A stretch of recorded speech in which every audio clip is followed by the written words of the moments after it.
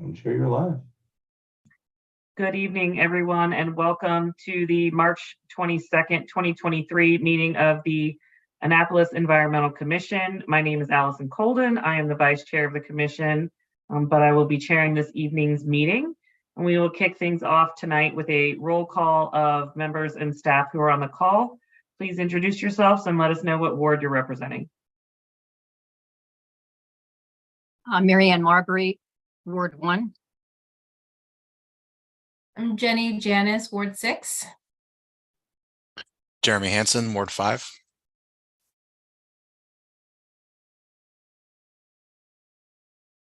Racine, did you want to introduce yourself real quick? Sure. I'm sorry. I'm having something going on with my camera as well. So that's just going to be my name. But I'm Racine Hodo. I'm with the City of Annapolis, out of the City Manager's Office for Resilience and Sustainability. Allison, what is your ward? I am Ward 7. Okay. All right, well, thank you all for being here. Racine, thank you for being on as well. And as always, thank you, Julian, for our IT support. So for tonight's meeting, we are going to postpone consideration of the previous meeting minutes. We are still lacking a quorum at this point. So we will move that to the end of the agenda and hopefully have a vote on that before we wrap up tonight. So that brings us to our next agenda item, which is staff updates and presentations. Racine, if there's any information that you'd like to share with the commission, please go right ahead. Okay. I've just got a few updates, not a whole lot tonight. The military installation review and report, that project will be done. They should be done by the end of April. And then we'll, I'm sure, have a draft report of some kind to present. Jackie and I have been working on a plastic-free policy for the city, buildings and offices and staff. It's in draft form. The past couple of weeks, Jackie and I haven't gotten a whole lot done because City Manager Michael Malinoff was out of the office and Jackie was acting City Manager, so she had a whole lot more on her plate than normal. But again, plastic free is in draft form, and we'll get you a copy when we have something to present. CBT, Chesapeake Bay Trust. We have a meeting coming up to discuss the projects that are being funded.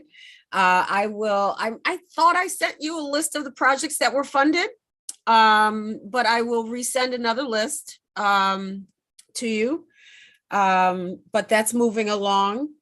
The comp plan is moving along. The planning and zoning will be holding a series of public meetings to get some feedback. And then at some point, the different parts of the comp plan will go to the different standing committees. So, for example, environmental matters will get the environmental piece of the comp plan for planning and projects. The planning commission will get that. So they will be doing this coming up soon. I don't know exactly when, but the comp plan is progressing and there will be some public meetings soon. And then the pieces of the comp plan will be going to different standing committees. Replant Annapolis, we're still looking for funding right now for fiscal 24. We think what's going to happen is we're going to have planning and zoning include a budget request of $30,000 to cover the costs for fiscal 24. And that is all that I have right now.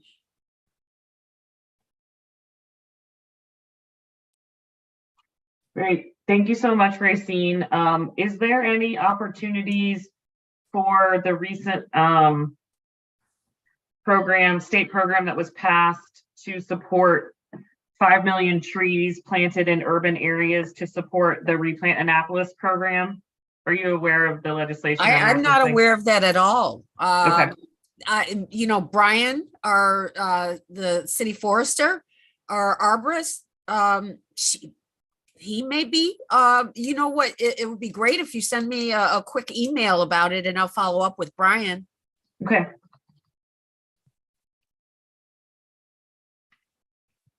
I do think that it is being administered by the trust, so there might be something there that would have to be worked out. Right. But I'll see if I can put my hands on what I'm thinking of.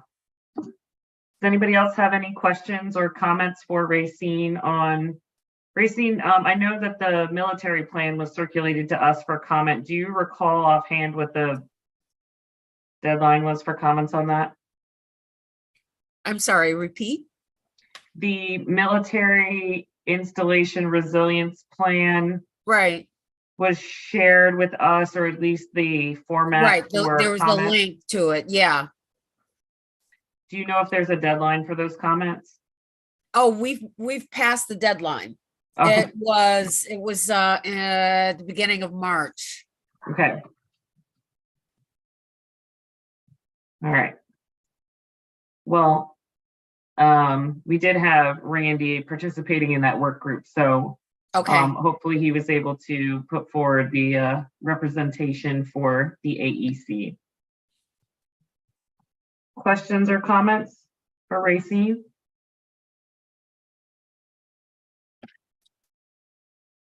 All right. Thank you so much, Racine, for the updates. We really appreciate it. Sure. Okay. Well, we are cruising through this agenda then. Our big agenda item for tonight was to review, update, and finalize our 2023 Annapolis Environmental Commission priorities.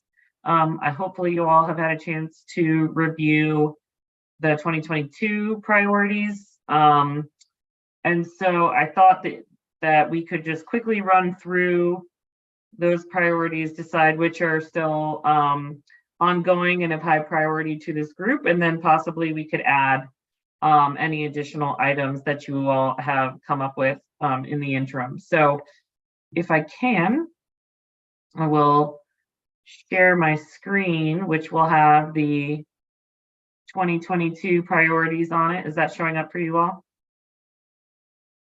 Yeah. Great. Okay. So I'll just review these very quickly and briefly. So we had several categories, water quality being one, sediment and erosion control, and the annual stormwater fee report, climate change and resilience, the resiliency plan, the city-county resiliency authority, EV infrastructure, urban tree canopy, reducing urban tree loss, reforestation, urban tree canopy projects, and a resource needs assessment for invasive species removal or invasives removal. Let's see here. Community spaces and green gardens under land conservation and improvement, prioritizing safety in parks and green spaces. Under development, reviewing the APF requirements to determine any necessary environmental updates, increasing energy efficiency requirements for new public buildings, reviewing and providing feedback on priority development projects, litter and waste reduction, composting pilot programs, single-use plastic bags. And then we also had some suggestions or priorities related to strengthening the AEC, helping to recruit through 3 new AEC members, participating in e-Track-It training, collaborating with other boards and commissions, supporting the priorities of the Environmental Matters Committee and the administration, DEIJ priorities, and exploring a pilot program for increasing the equity and representation on city boards and commissions. Recognizing that one is one that is a suggestion that may extend beyond our specific board. So before I make any changes as we discuss this, going to stop sharing so that I can copy this into a clean file. And then we will get started.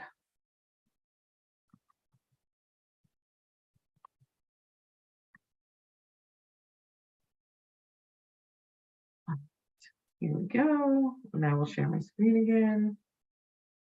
So this gets pulled up. Okay. So, okay. Let's see, water quality, collaborating with city staff on updating and improving city code and inspection and enforcement protocols for stormwater and sediment and erosion control violations. And reviewing the annual stormwater fee report and feedback on possible projects. Any comments on those? I believe it's my understanding, and having heard some discussion on this today at the Environmental Matters Committee, there is currently legislation that is under consideration to update the stormwater and sediment and erosion control standards for development. And pending that legislation, the director of BPW is working on updating the policies and procedures related to stormwater inspections at development sites.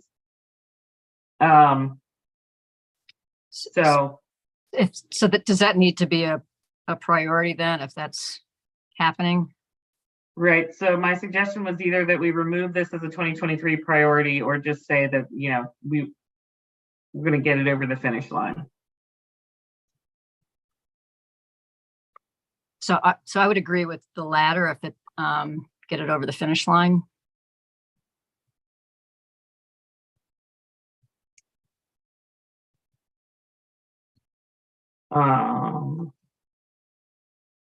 Legislation is pending. There are quite a few amendments that were discussed today to that legislation, so I know they're still working on it.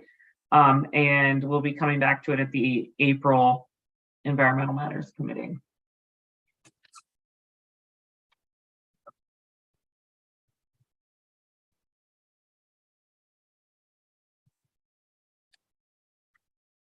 Okay.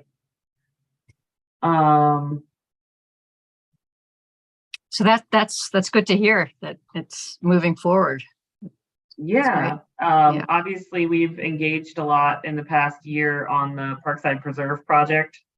For those who are new to the commission, that is a development at Bay Ridge and Forest Drive, adjacent to Quiet Waters Park, which had some sediment and erosion control issues during construction, and the AEC was involved in trying to push for more inspections and enforcement in that area. So I think that this is partially in response to that, but also just ensuring that our sediment and erosion control measures are up to snuff.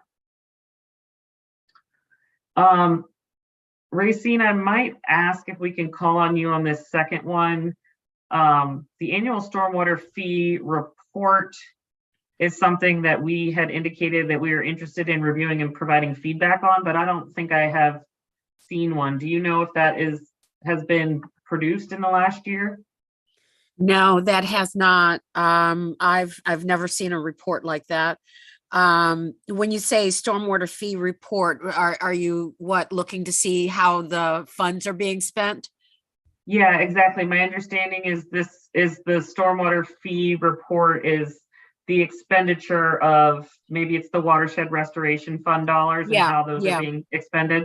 It goes under that heading now, watershed restoration fund. I would need to talk to Jackie. We can put something together, I'm sure. Okay. Jeremy, did you have a comment on that?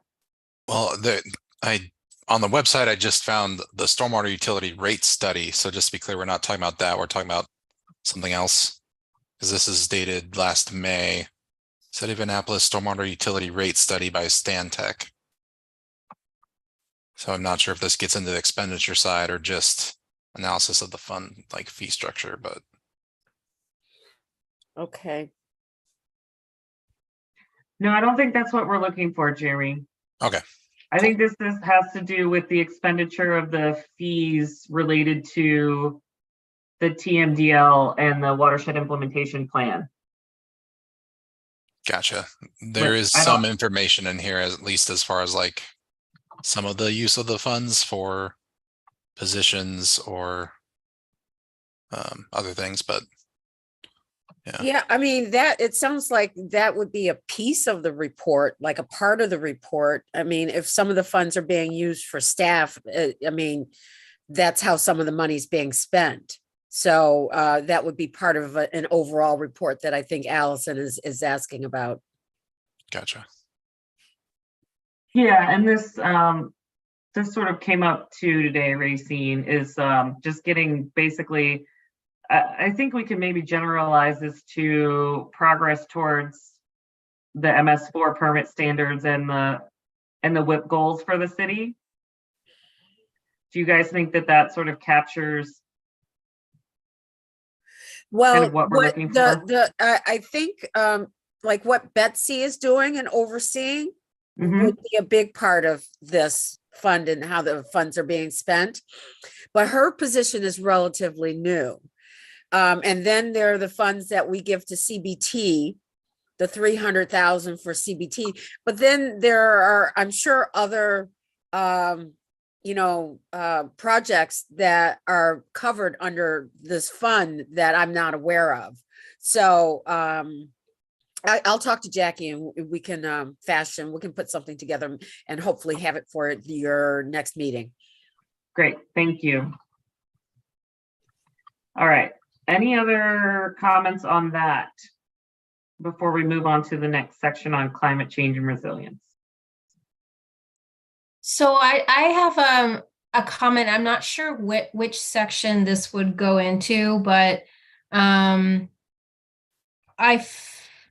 think the terminology that's been circulating that's popular these days, nature-based solutions. I think getting that terminology in here somewhere, whether it's water quality or the part that states will be reviewing certain projects, but I kind of think that statement is more, qualified by, special projects. So maybe if it's in water quality, it's more overarching and provides some ability to promote those kinds of features.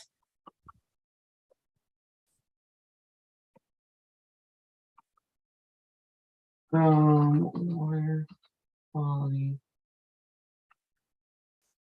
I guess, is it nature-based features or nature-based, what do they call them? Solutions or infrastructure? Mm-hmm. Yeah, green infrastructure projects. Yeah. Promote and encourage the use of nature-based features in water quality and green infrastructure projects, or we could just call this stormwater projects. Yeah, I mean, green infrastructure to me states it better, but I know the term of the day is nature-based solutions. So I'm fine with using green infrastructure because I think that qualifies it in a way that resonates with more people. Okay. I think that's a great one as well. We have in the past tried to encourage as much as possible. I know it's really difficult given the quality of the city of Annapolis, especially when you were saying that, Jenny, thinking maybe that would go into climate change and resilience from the shoreline resilience perspective.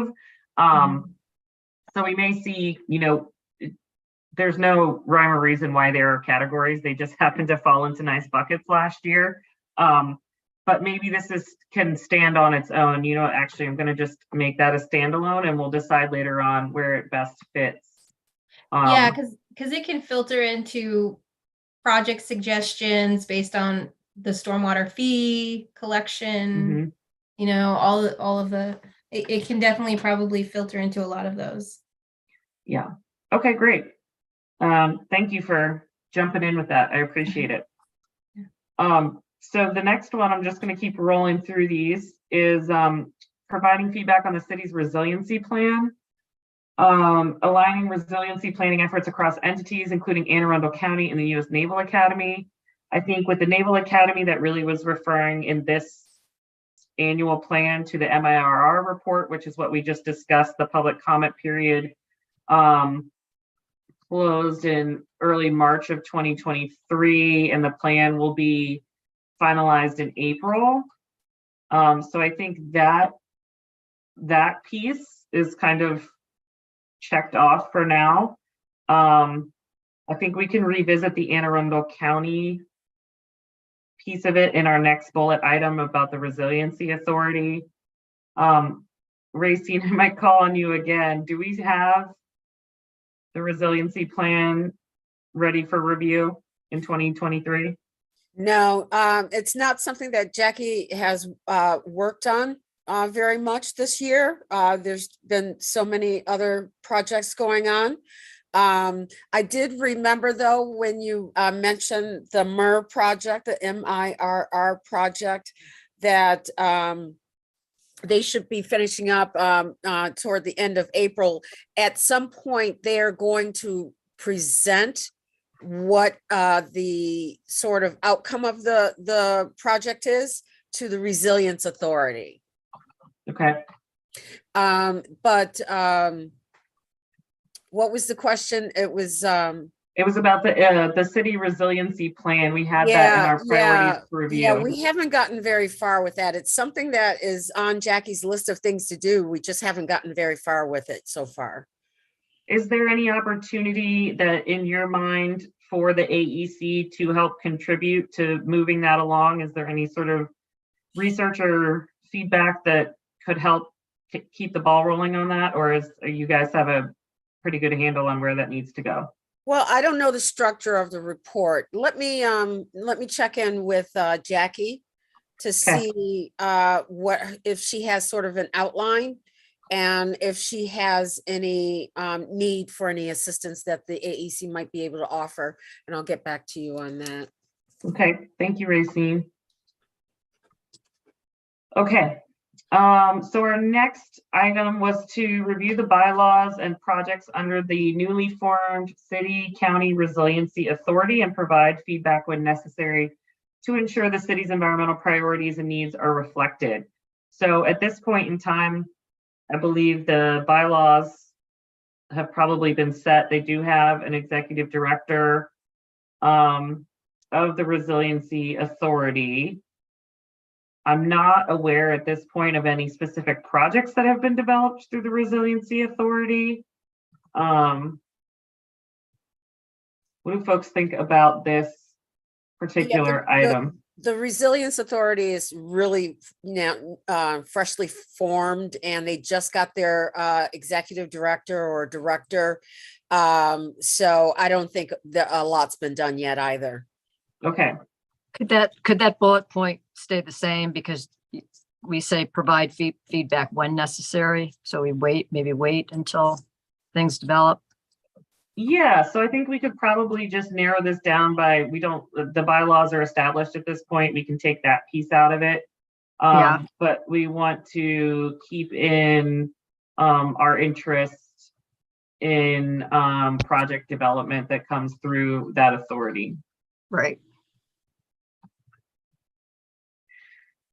Maybe we want to actually make it a priority for the AEC to connect directly with the director. Jeremy, did you have a thought on this? Yeah, I was going to note their website has a little more information than last time. Like, they actually have minutes from their last couple meetings on the authority's website. And yeah, I know Matt Fleming, being now having been officially in that position since January, maybe we can just try to get him on our planning calendar for a future AEC meeting.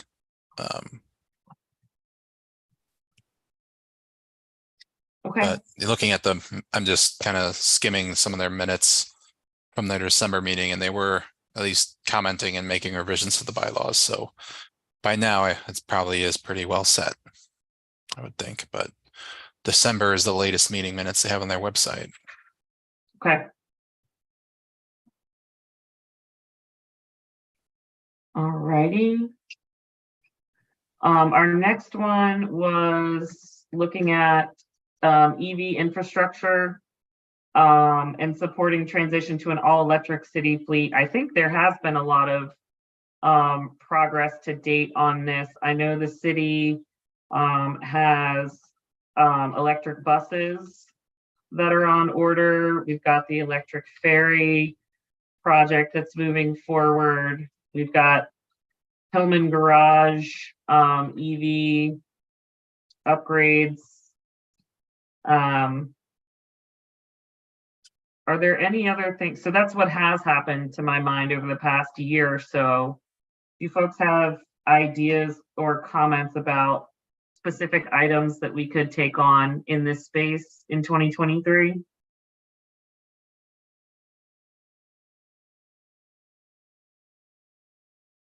The only thing I can think of is charging locations. Hey, Paul. Just additional charging locations at public facilities? Yeah, and even I don't know if there's a requirement with, like, if a apartment complex is built, do they have, do they have to put EVs in charging, or a new retail parking lot? It's a good question. I think it may also, that may also dovetail well with our review of adequate public facilities. Paul, welcome. You're muted.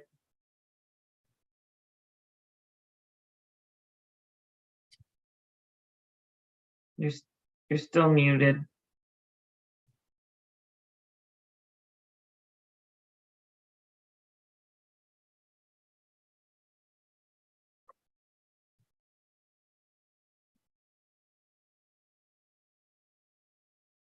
There you go. Try now.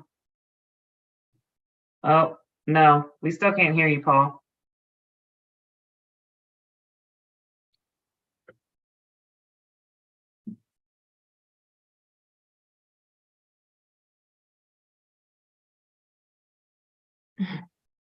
We can't hear you. You've got Bluetooth or something connected?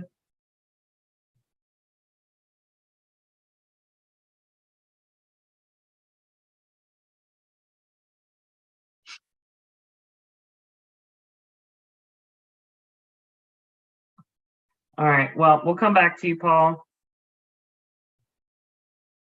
Let's see. All right. Sorry, Jenny, were you, or Marianne, I think you were trying to chime in on this one as well. I actually, what I was going to say that does that need to be a priority of ours? If a lot of this is already in the works, I didn't know that we needed to keep it on the list. Okay.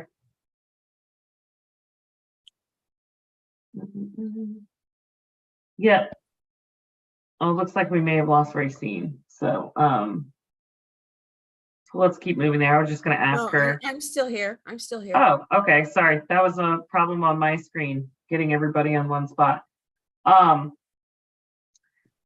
So I was just curious, based on Marianne's comment, and this can sort of be your gut feeling or opinion, Racine. Do you think that we're on a good track here, or does this still benefit from additional attention by the AEC? I think I just listed out all of the projects that I was aware of related to Right. EV transition, but And I don't remember if you listed the electric ferry that the mayor is looking to have installed. Yeah, that's what we have going on right now. If you go to the city's website, you can see the list of charging sites that we have throughout the city that are available. And we're always going to try to be increasing the number of chargers and availability of them. As far as whether or not it's required for new development, I don't know how to answer that question. That's something we'd have to take a look at. But Jackie has been working really hard at, transitioning the city's fleet to electric. Right.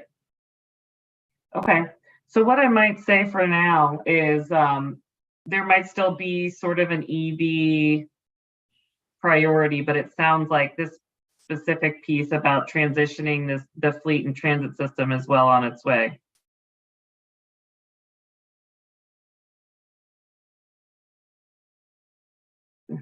No, I can't hear you, Paul.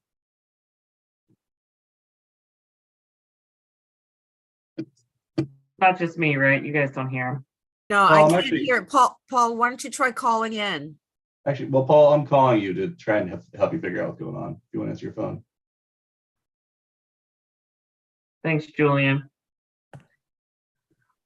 All You could, right, instead of, just to change the word enhance, you could just say maybe monitor, just so it's still on our list and we pay attention to it, but, enhance might be, a word that doesn't apply now because the city has done so much to date. okay. Thanks, Marianne. All right, let's keep going to urban tree canopy. The first one we had was legislation to reduce tree loss on private properties, including requiring permits for clearing trees with special consideration for large and specimen trees. My understanding is that there was legislation to address this, but then it was pulled and I don't think it's been reintroduced. Do you know why it was pulled? I think that there was just a lot of discussions Okay, going on about the price of the permits, and what the threshold was going to be for the size of the tree that would require permits, so on and so forth. And so I think that if I'm remembering correctly, there was just a lot of details to be worked out. so we should leave that on there then, or could we say, I guess support is the same as assist, right? We could provide some more details here if we wanted to specifically address some of the, Yeah, see if we can address some of the concerns from the last time around.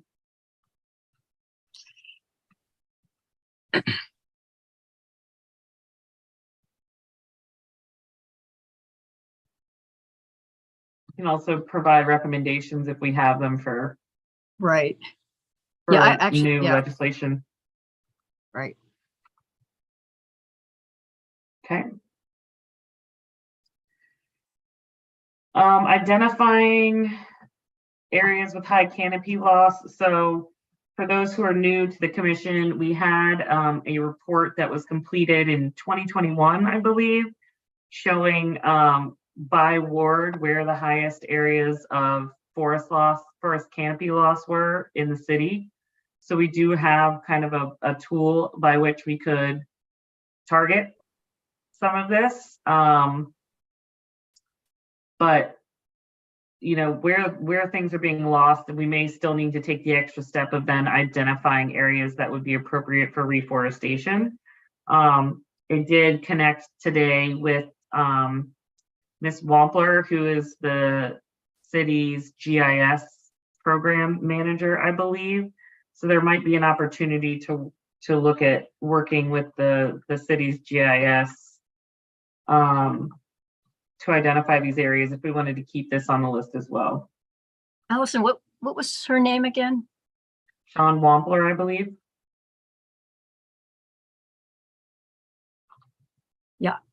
I'm, just as a side comment, I'm, because of my work with Save Our Trees, I'm very interested in actually everything that's under urban tree canopy. I was waiting for your time to shine, Marianne. Yeah. And Jenny, for that matter. I'm interested in all of it. I can definitely add some history as it's needed with other places that have tree ordinances based on my work that I've done So when that time comes, Maybe we can work together on it. mhm. And Jenny, are you aware of ones, so this is specifically trying to get at like backyard trees? Mhm. So that's what you have some history on that specifically? Perfect. Yeah, I mean, specifically with the city of Austin, they have a pretty good tree protection ordinance. Cool. Mhm. Awesome. Jeremy, go I ahead. think I'm ready again. Oh, Paul. there's Paul. Hey, Paul. Paul can go ahead. All right, thanks, Jeremy. Go ahead, Paul. Hi, sorry about that, folks. I had not updated my Zoom software because I hadn't been on Zoom in 10 days. That means I'm a slacker. In regards to the EV, that's an area, transportation and EVs, an area I'm interested in. So some of you may know this. My understanding is Elvia Thompson, co-founder of Annapolis Green, is working on is contracted by the city to work on looking at electrifying the city's fleet. And for those of you who have been on the commission for a while, you know, you're getting used to me. I keep wanting to look at the economics because it's nice to pull people along, use carrots instead of sticks. So the overall piece is we hope, and generally I think it's accepted, that if you look at life cycle cost, you know, not upfront purchase price, but EV electric vehicles cost less in the long run than gasoline. So I think we should all be embracing that, and hopefully that's what Elvia's numbers and number crunching shows. And then in regards to developments, particularly multifamily, I'm fine, even though I'm more a carrot than a stick guy, I'm completely fine trying to, whether it's a requirement or a strong encouragement, or you know how they do LEED, you can get points for doing different things. We obviously want to strongly encourage this. And I think most developers that are switched on, looking to the future, are going to realize their customers, their renters, their dwellers are going to want some EV charging. So hopefully that comes along.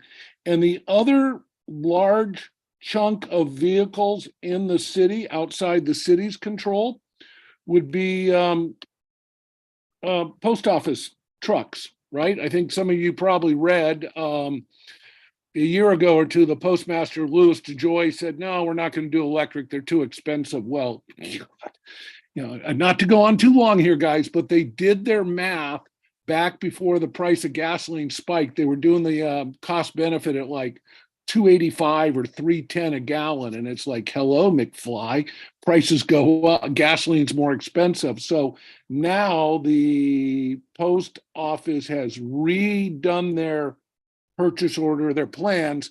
They're buying more electric mail trucks, which we all know, you know, are awesome for EV because they drive predictable routes at slow speeds with lots of braking, which is regenerative. I mean, a school bus and a mail truck are awesome for EV. So where I'm going with this is a little bigger effort than we can do, but city and maybe county, it would be nice somehow to get the post office to have more of those, you know, let's get those EV mail trucks in Annapolis, you know, as opposed to Omaha or someplace else in Maryland. It would be nice if we could get a chunk of those coming here.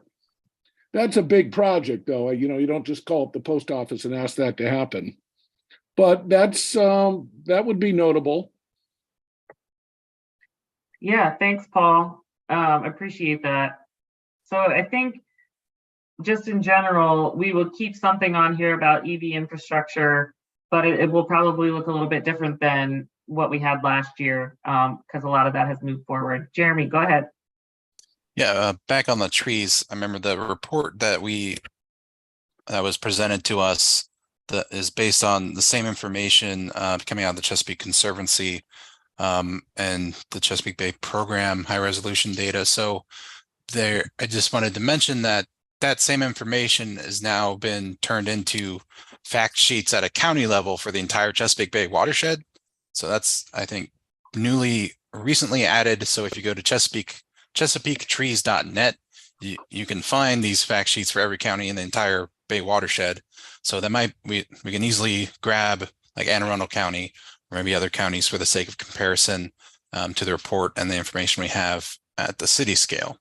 So just want to plug that, and also to say, as part of that, they have this data, like fact sheet data guide, so that can really unpack a lot of the nuts and bolts of that information if we need to go into that detail.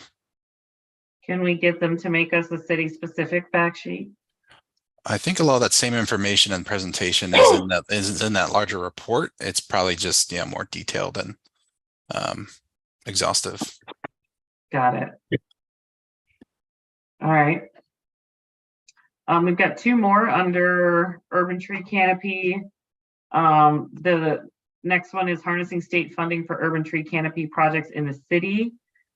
This is actually, I think, referencing the same program that I mentioned to Racine earlier in the meeting today. There was a program, which I believe is being administered by CBT, to provide funding to plant 5 million trees in urban areas. But other related ideas, priorities, so on. I'm sorry. I have a question. Sorry, Jeremy, you have something? Well, first, I realized I never lowered my hand, but also just say, I think the 5 million trees is the total goal. And I think at least 10% of that is supposed to go to underserved urban areas. So I think so that 5 goal is more million like, I think it's 5 million is 500,000. for the whole state. Yeah, that's my understanding. Okay.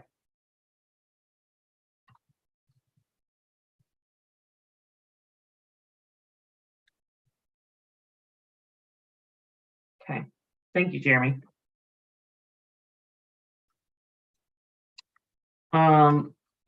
We often get updates on Replant Annapolis and the WSA programs in the city. Just wanted to sort of capture that here, but just really put it out more as a discussion item, just getting it on the page before it runs out of my brain. Any ideas or thoughts related to that? Is that something that we want to be actively working to promote, or? I would say yes. And again, I can take that on. I mean, working with WSA and the Tree Trooper program. Are you a trainee in that program, Miriam? No, I'm not. Okay. I was just curious. Okay. Any other ideas on that one? I have more of a question just about urban tree canopy. Someone new. Was there any, do you know of any conversations around street trees? I mean, I realize the limitations in a lot of places with that, but are there ever street tree conversations? Because an urban canopy can be enhanced through those projects. Yeah, that I'm not sure. That might be a great conversation for us to have with Brian Adams, the city arborist. Unless there's anything Racine wants to pop on and add at this point. Yeah. I was going to suggest talking to Brian. Brian has, I think he's taken a look around at areas where replanting can take place, and replanting street trees is not really a big option for us. But Brian would be better to answer that and talk about that. Racine, is that when you say not an option, is that because of funding? Well, no, not that, no, I don't know about funding issues. That would be again a Brian question. I Uh-huh. think it's just that there's not a lot of places to put street trees. Okay, That's what I think. But I don't want to misspeak. We could potentially invite Brian to come and speak to you, to the AEC. And that's something we might want to talk about. Yeah, no, I mean, I know it often requires like redoing the sidewalk, which gets, so funding is kind of part of it too, because that's. Right, I'm sure it probably is, yeah. Mhm. Racine, the wheels are starting to click in my brain about turtle-friendly curbs. Yeah, And if we're replacing or retrofitting a sidewalk or curb for turtle-friendly curbing, if we could also link street tree replacement with it.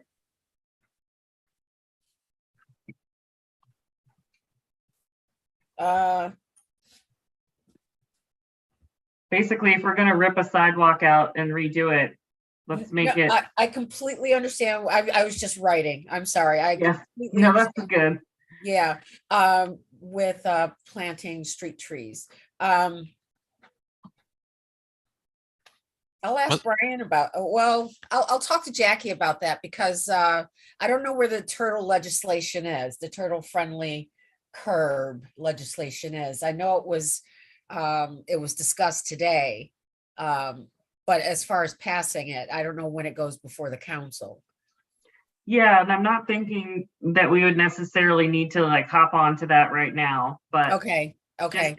just thinking out loud about, they have a whole streets initiative. Maybe we'll just start a little bit smaller and make it a whole sidewalk Mhm. initiative, Okay, Mhm. Mhm. makes sense.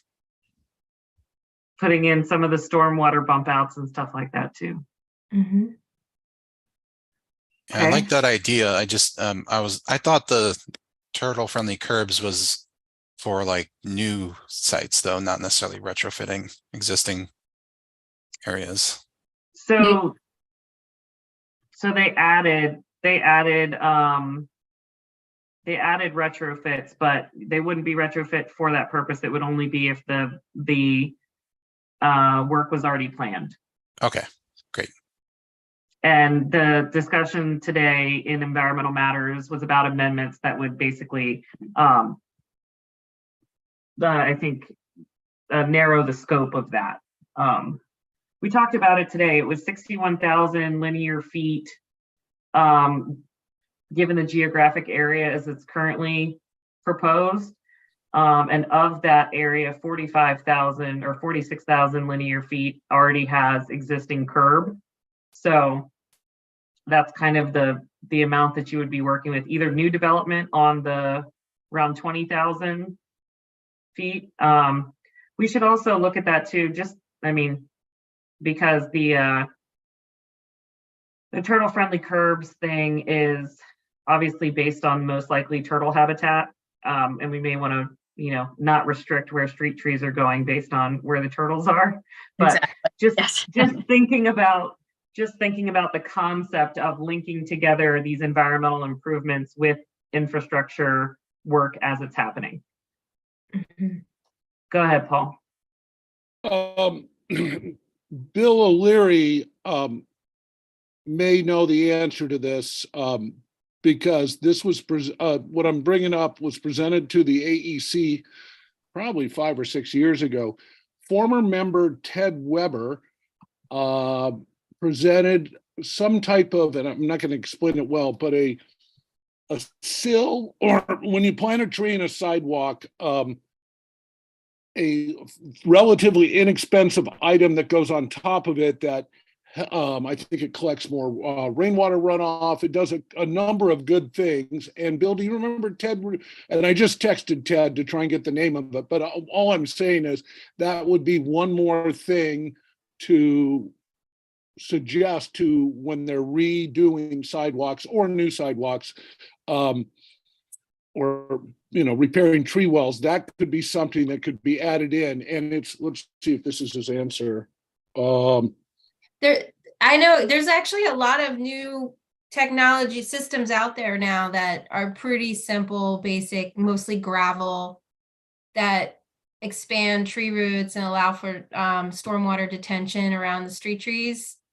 That, yep, okay. So there's a few companies out there that I can dig up if anyone wants to see that. But it's Well, pretty that could be- commonplace these days.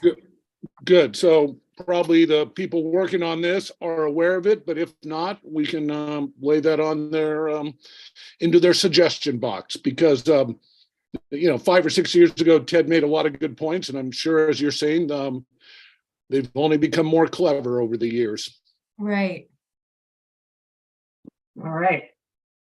So the only one that we haven't touched on, I kind of moved to street trees to put it down in its own section. But a resource needs assessment for maintenance of trees on city property.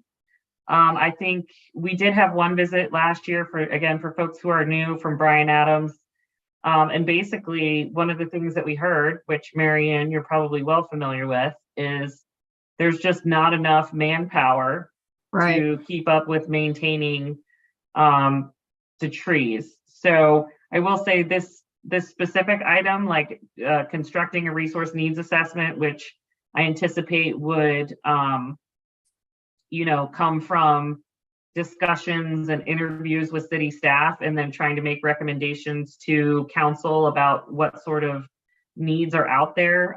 We did not specifically get to this item last time, or in the last year, so I'll just open that up for discussion about keeping it or adjusting it, or what folks think about this one. So I'm obviously very interested in this item. With our Save Our Trees, we're in the mix heavily, removing English ivy in Truxton Park primarily. We've already removed ivy on over 1,000 trees so far this year. It's incredible. But it's unfortunately it's going to come back, so I think we do need an overall assessment of how we're going to address the invasive issue and also the health of the tree canopy overall, because planting new trees is a priority, but also saving our existing trees is as well. So I would say, definitely leave that bullet point on, and I would be very interested in working on that. So we're going to put your name right in front of that. Any other comments on this one?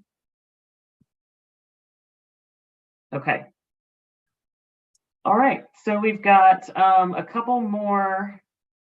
First, we've got a weird page break situation going on here, but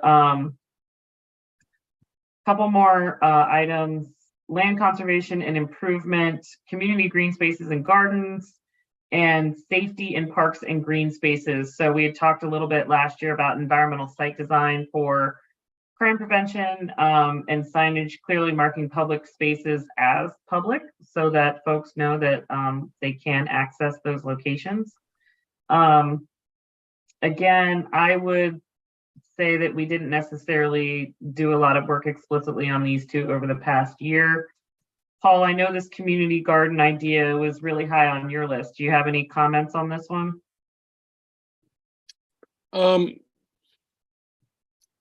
No, I live between St. Anne's Cemetery and Clay Street. And there's more than a few empty lots, and maybe if I push the rock up the hill a little harder, something would happen, but we've tried for a while. There's empty lots, and right between myself and the Elks Club, there's an empty lot. And my thought was most of those kids go to Green Street Elementary. They're not being bussed up to Severin or Spalding, not many of them. But my point is, in Green Street, they have little gardens, and they're teaching the little kids to do that. So it's taught at school. I'd like to have it come back at home, but I just haven't got anybody in this area super engaged with it. So another idea I have that's just not deploying well. Do you I feel like it's just lacking a community leader? Well, I think I should let you Yes. know, I'm working with Lori Miller on, it's not exactly community gardens, but it's on Clay Street. And what it is it's she's calling this program Yard to Table because a yard has 3 feet in it. And it would be table height planters boxes that are 3 feet by 3 feet, and you end up getting 9 1-foot boxes in that you can plant in, and it's waist high, and so it could be parked outside of someone's front door or on someone's porch or whatnot. And we're trying to get that up and going in the Clay Street area. And it's the closest that we're getting right now to a community garden. There's a church over there, and I don't remember the name of the church. It's on Washington, I think. And there's some space in the back there that we could investigate installing a community garden.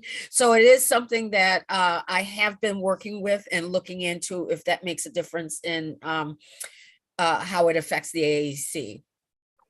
Well, that is great.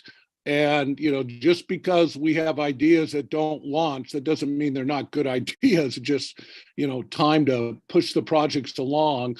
That's wonderful. Obviously, you guys are looking to make sure it has sufficient sunshine. Right next to the Elks Club, there's an empty lot. Some of them, the soil is not really soil, it's dirt, but I feel Homestead or Home Depot for a community type thing could donate some soil, but maybe behind that church, the soil's better. And Racine, there is a new pastor who lives on Clay Street. He's only come in the last 18 months. He's a Caucasian guy, and I forget his name, but he's running a progressive little church there. And I don't think they have a lot of infrastructure. It's more effort than, buildings, but he's active and he would be a good contact. So whoever the newer pastor on Clay Street who's opened up a church in the last year and a half would be a great person to connect with. Okay, thank you. Mm-hmm. Thank you for your efforts. Paul, I'm putting you down as connecting Racine with the new pastor. Okay, thank you.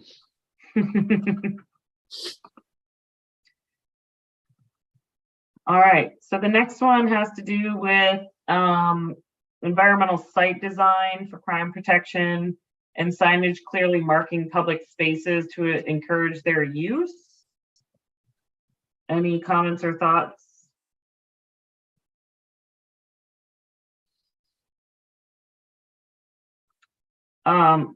My recollection of this item was there was statewide legislation pending last year to use environmental site design for parks, maybe probably at the state level, or to provide grants to jurisdictions to implement environmental site design for safety. But I don't believe that legislation moved forward. So I guess we can reevaluate this.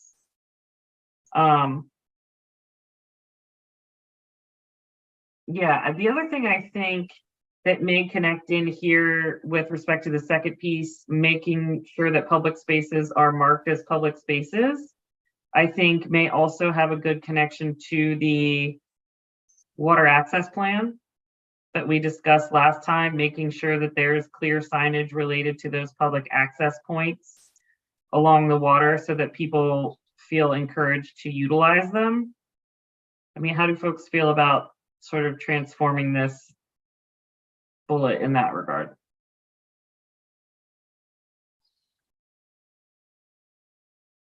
That makes sense to me. Okay. And I'm fine with that too. Okay. Yeah, that's exactly what I was going to bring up is the water access plan, and they've the city's done all that work to understand where all these sites are, and they've had eyes on all of them, so they should have, this is probably the best chance we have to understand where the signage is missing and where it can be added. Okay, great minds, Jeremy. All right, so our next section is development. So we have the APF requirements to determine any necessary updates.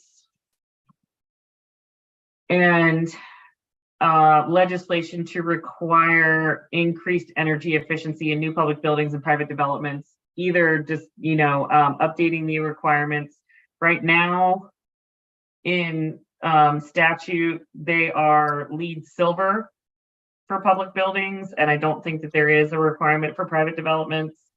So last year we suggested public buildings having to meet LEED gold and private developments having to meet LEED silver.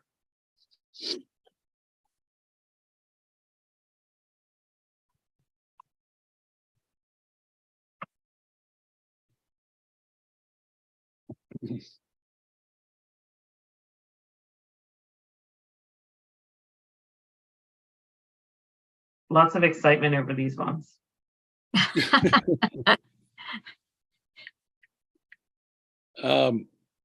I think wasn't Annie our resident efficiency person? I feel like she was very up to speed on these things. The APF requirements, I think this was related to, there are requirements for green space. Maybe the Conservancy Board's green space plan has kind of negated this first bullet related to green space and the adequate public facilities. But I'm open to feedback on that. Go ahead, Jeremy. Well, I guess maybe this was a little prescient that the adequate public facilities requirements needed a look and some updates. Is just not the kind of updates we might have been thinking. Right. So I guess maybe the way I'm thinking of this one is if the city overall is revisiting the public facilities requirements, especially in relation to the policing, like if there's other simple updates to roll in now without slowing down those necessary changes. But yeah, I think it's just, I haven't been following the latest news on that. Thank you for getting it, the issue that I was dancing around, Jeremy. My only issue, and that's not an issue, but my only comment related to that is I do believe that the city is trying to move really quickly to resolve that issue. And if I recall, either did entertain a resolution or will entertain a resolution very shortly about how to resolve the APF requirement for policing levels. So Okay. I Yeah, agree with you. I'm just thinking that it might move a little bit more quickly than we can. Yeah, with that in mind, I wouldn't consider this a priority for us right now, personally.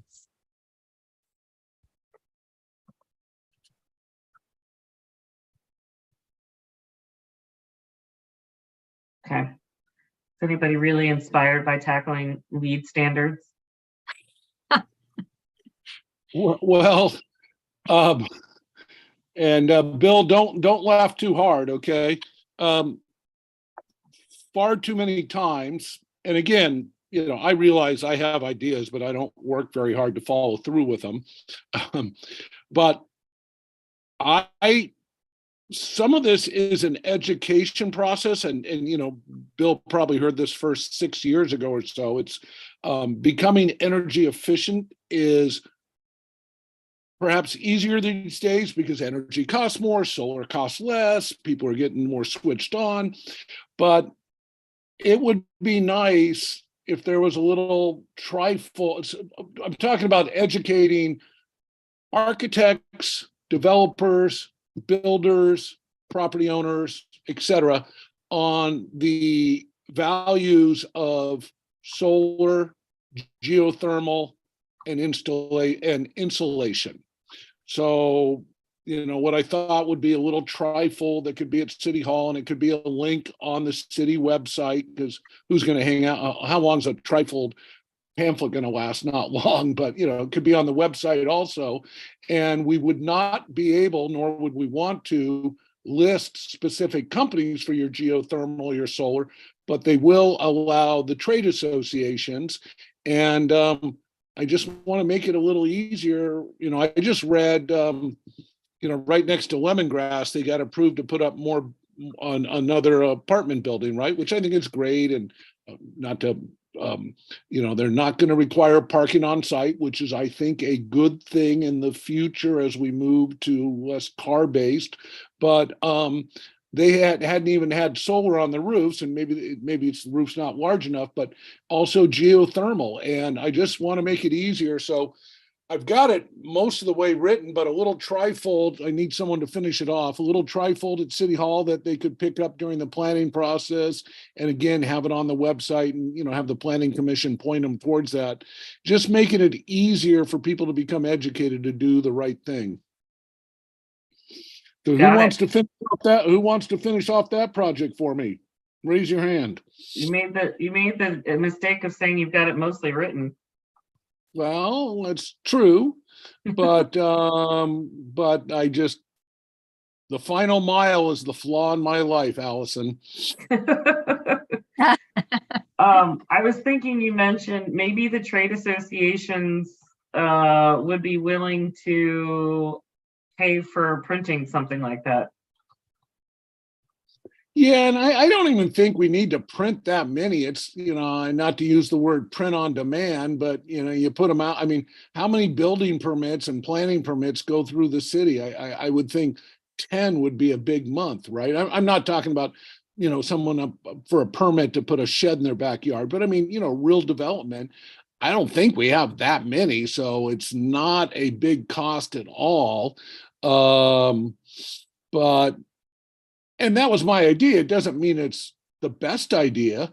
But the spark in this is I asked Leo Wilson if he looked at solar, and he goes, yeah, we did, but it didn't pencil out. And I'm like, when'd you look at it? He's like, oh, like 5 years ago. And I'm like, well, Jesus, you know, the cost is plummeted. So anyways, and again, I'm not wanting to make people to put solar on the roof. It may not be large enough.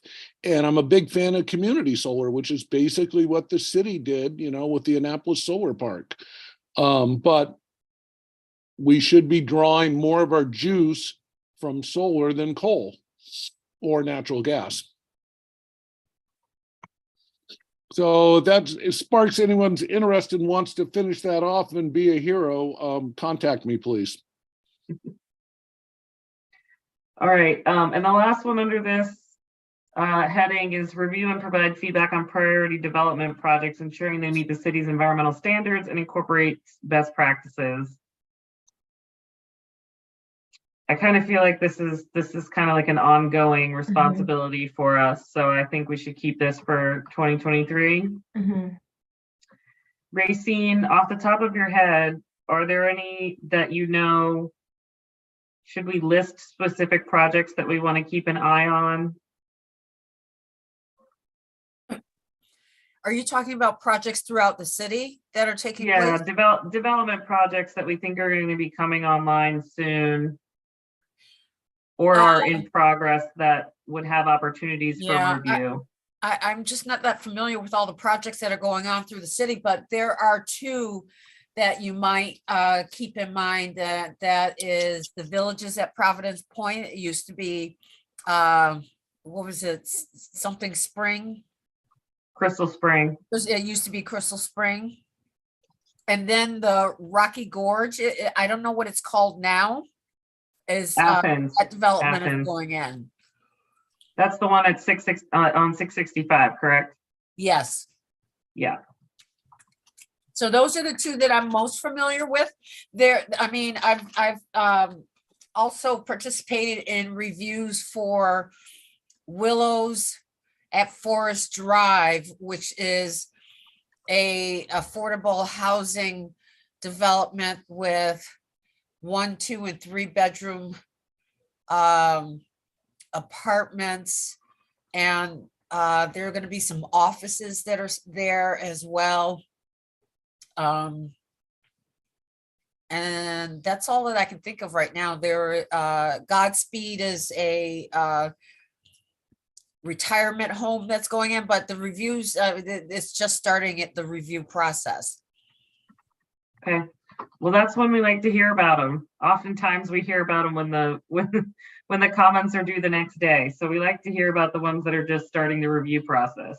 Okay, well, I will make sure you've got information on all that I know of. So I'm pretty sure I've already. Well, Yeah, we did get a development spreadsheet from you, I think, at the January meeting, Racine. Okay, so I missed February. Okay, I will send out another development. Thank you, perfect. I'm just gonna put a note in here that we'll work with you, Racine, for regular updates. Well, the spreadsheet, what I can do is I can share the spreadsheet with you. It's a Google sheet. You won't be able to make any changes, but you can keep an eye on ongoing projects. Perfect. Or just send it to you once a month. How would you prefer I handle that? I think the Google sheet that is updated, that we have view access to, is perfectly fine. That way you don't have to remember to email us. Okay, I'll share that with you.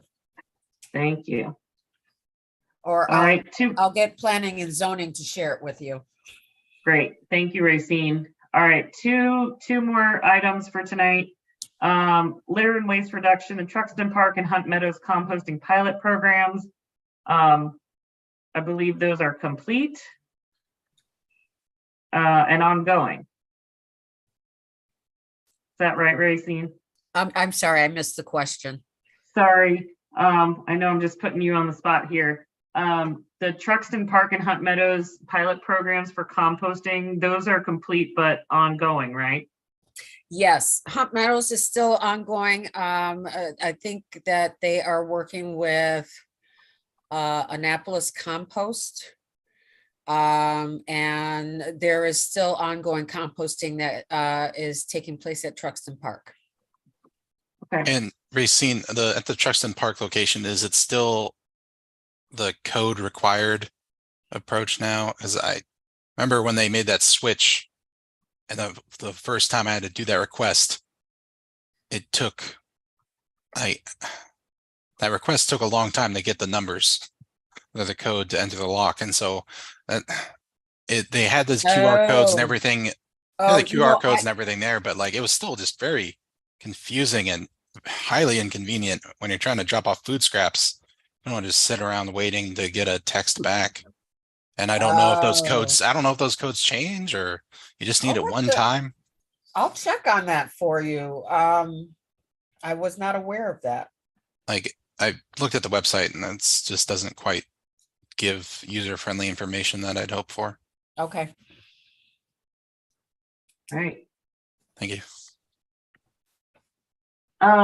So single-use plastic bags, everybody's favorite topic.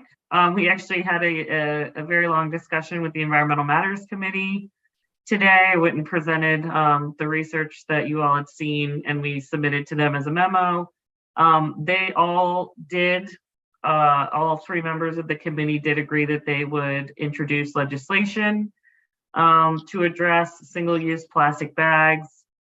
Details TBD. Just for the purposes of discussion tonight, I won't go into a huge amount of detail, but they did provide some additional data requests and information requests from the AEC for the April meeting to help them figure out the specifics. So I might categorize this one similarly as we did to the sediment and erosion control legislation, that we'll just want to help get it over the finish line, unless folks have additional items that they want to add under this heading or specific to the single-use plastic bags. I'm good with your suggestion, Alice. Thank you.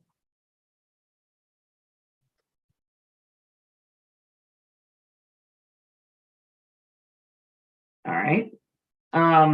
The only other thing I thought about in this general category is in traveling around the city to take pictures of plastic bags caught in trees and bushes and tumbleweeding along the road everywhere to show to our city council members. I also just found a tremendous number of like dumping hotspots with a tremendous amount of trash that was obviously intentionally dumped. And I'm not sure quite how to address that. Obviously it's illegal. But it's still ongoing. So that's just something that I have in the back of my mind. I don't necessarily have a policy or AEC priority related to it, but I think that there's a lot more that needs to be done with respect to litter around the city. Not to mention the fact that I just got a puppy who puts every single thing in his mouth. So when we walk down the street and there's trash everywhere, I have to spend an extra 10 minutes just pulling all the crazy stuff out of his mouth that he picks up along the way. So just wanted to throw that out there. I'm just going to put for our notes for right now, something to address litter reduction, but just I don't have anything specific to share at the moment. Do you want just a lot of puppies roaming the town to pick up all the plastic As long as bags? we can get the supplemental appropriation to pay for all of their stomach pumping and everything else that's required after the fact. Well, we work on that. We could have bacon flavored plastic bags. Oh, Oh, all right, our last category. So I'm excited because I think a lot of these we have either achieved or could be removed for other reasons. So recruiting 3 AEC members. That's done. Thank you. Thank you all for joining us. We still have one opening. Was there someone coming down the pike for that one? Yes, I believe so. Racine, isn't there somebody who, I thought that there was an appointment they discussed today. I left at 4:30. Okay, it was right at the beginning of the meeting, but I'll Oh, go no, back and see. that wasn't for the Environmental Commission. That was for another board. Oh, okay. Well, I thought we could take something off our list. darn. Let me just double We check. might just check with Hillary to see if there's anybody in the pipeline that we're just not aware of. Here, I'll check with Hillary and let you know. Thank you. But yeah, port wardens, that's what that was for. Okay. All right. E-Track-It training, Racine, am I correct that E-Track-It is going away? Okay, yeah, it's not a straightforward answer I have for you. As of, I think it was mid-January, EnerGov, which is the new tracking system, went into effect. So that would be all new projects as of when it went online, which let's say January 10th, it went online. So only projects since January 10th, 2023 are in EnerGov. So all other projects, you still need to go to Track-It to get any information if you're to E-Track-It to get any information if you're interested in a project and what's going on with it, or checking on the status of them. So only a few people have been trained on EnerGov, and they're sort of winging it right now, trying to work the kinks out of the system. So until we need EnerGov, we're not really using EnerGov. Does that make any sense? Yes. Okay. All right. Yeah, I have no idea of how to use it. If there's something that you wanted to, there's a link, and I'll send you the link where you can go and you can plug in, say there's a new project that that's under review, and it goes into Intergov. There is a way to look it up. I'll send you the link tomorrow. But there are no projects in there right now that that the AEC would be interested in, I don't think. Got it. All right, y'all, maybe I spoke too soon with respect to this section. All right, increasing collaboration and coordination with other boards and commissions. Keep, modify, delete.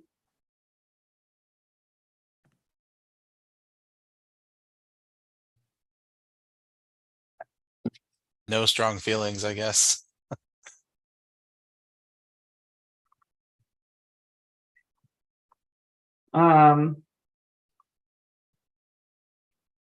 I guess we can revisit that. I feel like that's always a good goal. But maybe not an annual priority. Mhm. Yeah, that It's- seems like the other one, like an ongoing thing. Yeah. Okay. I think the same goes for the next one, which Yeah. is to support our Environmental Matters Committee members and the city Yeah, in their priorities. yeah, I would agree with that.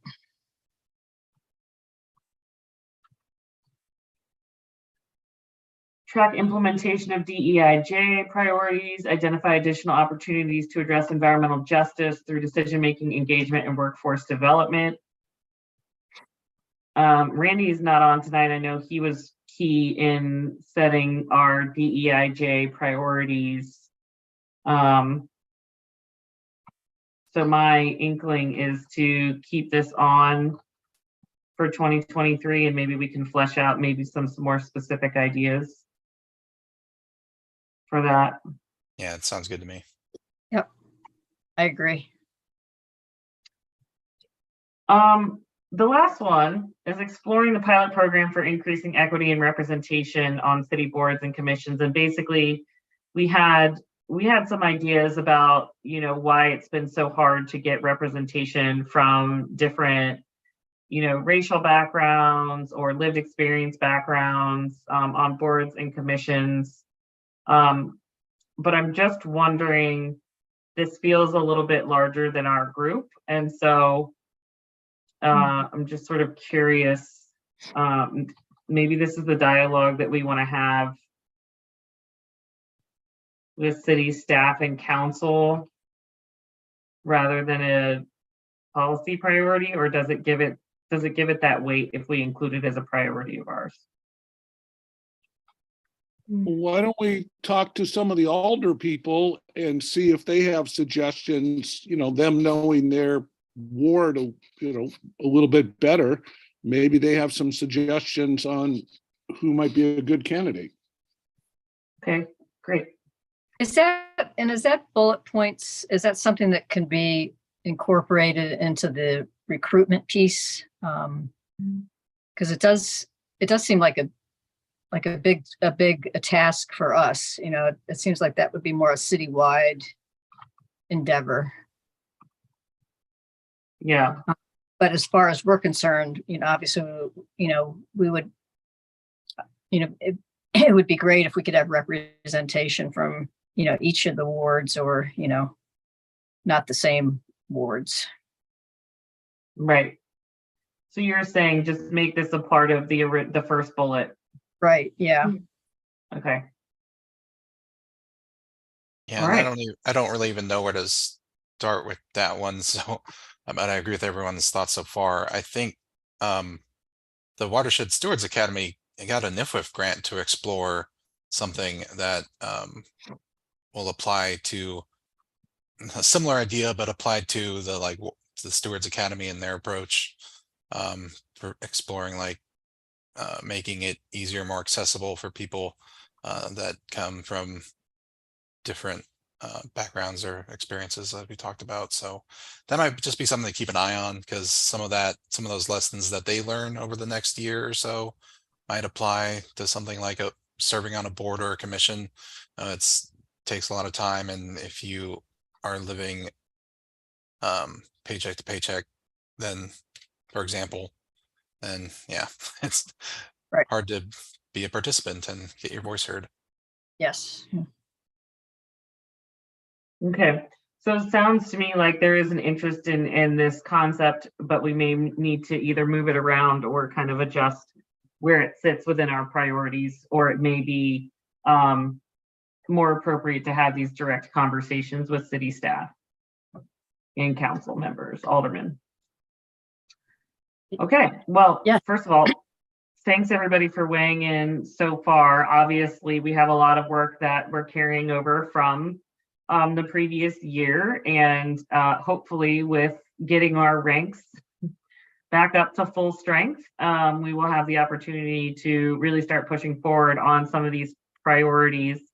But I did want to open it up here at the end to see if there were anything that you all had thought about that has not been touched on at this point that you would be interested in adding to the list. I don't have anything to add as a quote priority, but I do just want to acknowledge it feels like a lot of this stuff is being carried over, but we were running at well under capacity over the last year, so hopefully next year and cross more of these things off.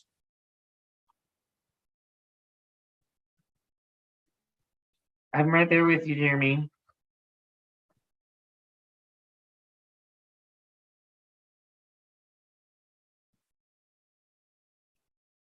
Yeah, and I didn't have anything to add. I think it's a big list. The other thing that I might do in pulling together some of our conversations is making note of places where we were just carrying things forward versus things that I felt people were really excited about, and things that were really important in the near term, like almost there, but may need our help to get over the finish line. And what we could do is provide some top 1, 2, 3 and or near term, however we want to term it, in our memo to council and staff. Let's say these are our top 3 priorities, but here are all of the things that we would like to work on so that we can sort of have some headliners that we really want to pour our energy into this year. Mhm. I think that makes a lot of sense. I've been kind of holding back because I hesitate adding something big to an already big list. But something that I've been seeing a lot of cities do that I think makes sense, especially for a coastal city, is starting the conversation around climate hubs. I think they're called like resiliency hubs. And I've been watching Baltimore do this, and it can be as simple as stocking up a church with some resources, walkie-talkies, things that happen, really focused on like a resiliency aspect. So that conversation I think is worth starting if it hasn't already been started in this city. That's the only other thing that I would add. And then I just wanted to circle back to the LEED. I was kind of holding back on that, but I think it makes sense to have some kind of energy efficiency standards for a certain square footage of development. The technology's there. It's not crazy. And it could be renewables, or it could be other sorts of just efficiency equipment that's required. So I think that does make sense to keep in there. Yeah, to that point, I feel like maybe that was asking a lot 10 years ago, but is a lot more achievable for a lot more folks, and a lot more projects these days. Mm-hmm. Yeah, especially for a certain square footage, This is probably another area where we could look to other jurisdictions. Mm-hmm.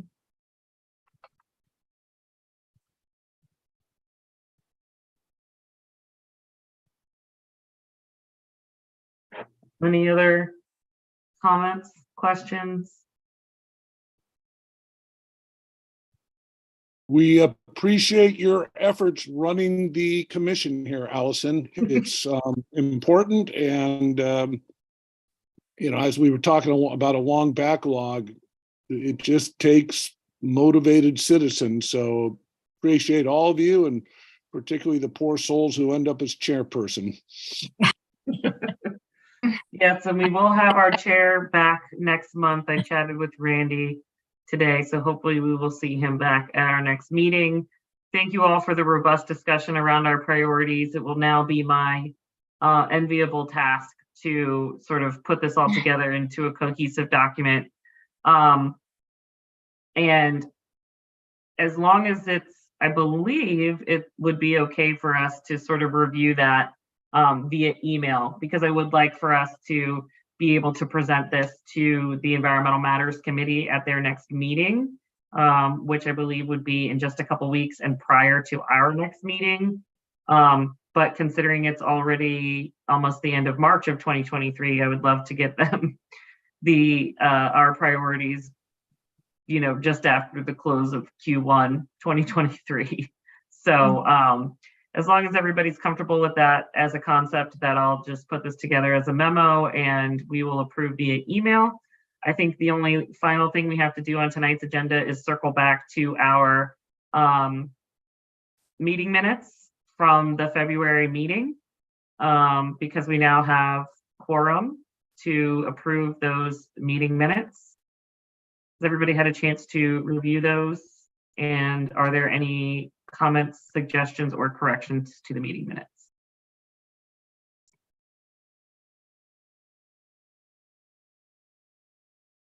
All right, hearing none, I would entertain a motion to approve those meeting minutes. I motion to approve the minutes. Thank you. Is there a second? Second. Thank you, Jeremy. All in favor, say aye. Aye. Aye. Aye. Any opposed, say no. All right, the minutes are approved by unanimous consent.